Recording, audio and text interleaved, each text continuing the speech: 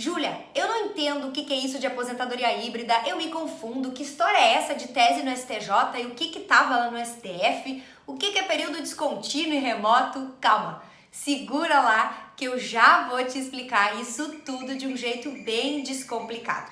A primeira coisa que a gente tem que entender é que sempre existiu a aposentadoria por idade rural, que era para o homem que completasse 60 anos de idade e mulher 55, desde que eles comprovem que eles labutaram na lida rural, como regime de economia familiar, como a classificação do segurado especial, por 180 meses. Então, você junta lá a prova de que durante 15 anos o segurado trabalhou nessa condição, bloco de produtor rural, registro de terras e várias outras provas, e você consegue uma aposentadoria por idade rural no valor de um salário mínimo para esse idoso. Lembrando que, para conseguir essa modalidade de aposentadoria, você necessariamente precisa comprovar que esta pessoa continua sobrevivendo e vivendo da agricultura familiar. Ou seja, de nada adianta ter trabalhado 15 anos lá no passado, agora está desenvolvendo uma atividade urbana ou já saiu da lavoura e está vivendo sei lá do que. Não adianta, tem que ser um agricultor em regime de economia familiar no momento que faz o benefício ou no momento que completa a idade, né? Faz o requerimento do benefício para conseguir então requerer essa aposentadoria por idade rural. Agora, imaginem comigo um cenário muito comum. Uma mulher casada. As terras eram do marido. Ela trabalhou em regime de economia familiar a vida toda com o marido. Perto de completar a idade, ela se separa desse marido, ok? Digamos que a Previdência Social não ampara ela. Diz, por mais que tu trabalhou a vida inteira na agricultura, ninguém mandou tu se separar, tu não tem direito à aposentadoria rural porque tu não está mais lá na lavoura no dia que tu completou a idade. Por este motivo, claro que não especificamente pela mulher, mas pelo motivo da proteção social, que nasceu muito recentemente, em 2008, a possibilidade de uma aposentadoria por idade híbrida. O que é essa modalidade de aposentadoria?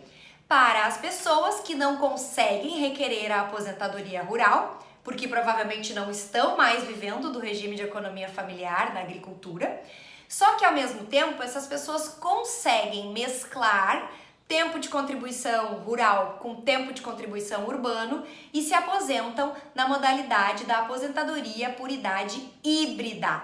O que muda? A idade, porque eu não uso a idade referência da aposentadoria rural, eu uso a idade referência da aposentadoria urbana, que antes da reforma da Previdência era de 60 anos a mulher e 65 o homem, e agora a mulher já está em 60 anos e meio e vai subindo progressivamente até 62 anos, tá? Essa é a idade da aposentadoria híbrida. O que eu preciso comprovar? 180 meses de carência. O que é a carência? Ou vínculo de carteira, ou contribuição como contribuinte individual, ou ainda prova do labor na atividade rurícola como segurado especial. O segurado especial, o agricultor, ele não contribui diretamente para o INSS. Não é como contribuinte individual que faz uma guia e paga. Ele contribui embutidamente ali nos impostos de produção dele. Então, digamos que ele vende uma nota de, aqui na minha cidade, tabaco, que é muito comum. Dentro daquela nota está embutido impostos que vão ser direcionados para a Previdência Social. Então, não adianta querer comprovar que o segurado especial contribuiu para o INSS, porque ele não contribui, tá? Mas a gente tem que provar que ele desenvolveu uma atividade nessa condição.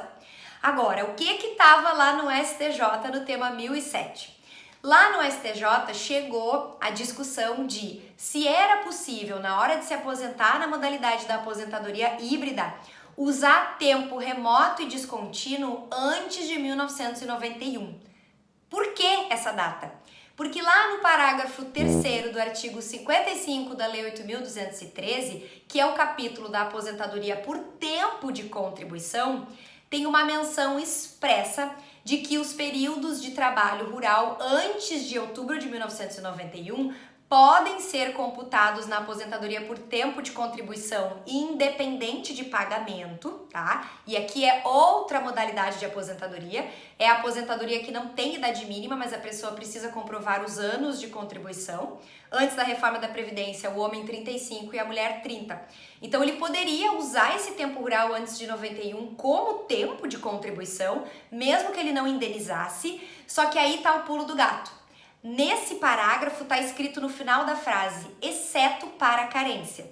Ou seja, para se aposentar por tempo de contribuição, um segurado pode usar o período rural antes de 1991 como tempo, mas não como carência. E isso deu um embate na aposentadoria híbrida, porque na aposentadoria híbrida eu não preciso de tempo de contribuição, eu preciso de carência.